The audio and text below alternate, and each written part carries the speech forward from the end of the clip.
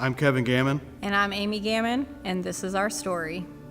So I was working a job that was a very challenging schedule, and didn't really realize the effect it was having on all of us as a family. So about a month ago, we decided it was time to move on from that job. And so we prayed a lot about it, and we put a bunch of feelers out, and lots of open jobs came in, and there was one specific one that was kind of highlighted to us, so we decided, let's go ahead and try that one.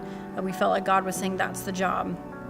But the tricky part was that job was part-time, so it was a lot less money an hour and a lot less hours and no benefits. I went to the job, the interview, got contacted for an interview, and they told me there that it would take a couple of years to go full-time, and that it would also take a couple of days for them to let me know one way or the other. I said, yeah, that's fine, I understand all that. So 15 minutes after I left the interview, I got an email that said, hey, we want to offer you the job.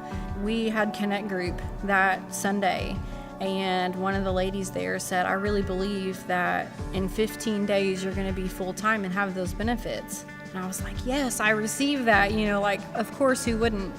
And so we prayed into that as a Connect Group. On the Friday before my first day of work, as part-time, I get a phone call from the company, and they say, hey, we've talked about this over the last couple of days, and we're going to go ahead and offer you full-time with benefits. And it was even a pay raise on top of that, just to start off.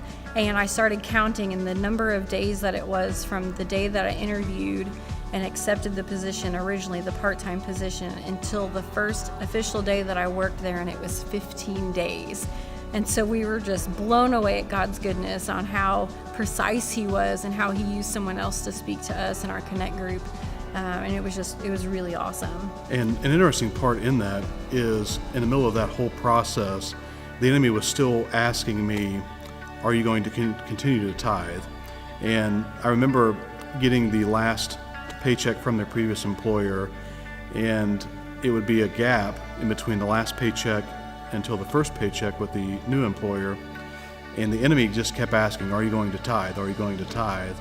And as soon as that last paycheck was direct deposited, I sent the tithe over with the text to give, and basically just showing and reminding the enemy of the power of the tithe.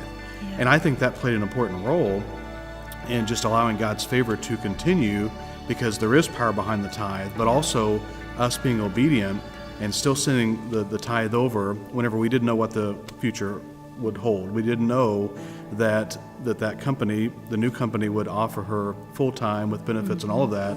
We were just taking a step of faith and trusting God at His word with the power of the tithe. Take God at His word. His word's either the truth or it's not. And so if you believe everything else in the Bible, if you can believe Him for your salvation, then you can believe Him for your utility bill, you can believe Him for your rent, you can believe Him for your mortgage, you can believe Him with your finances.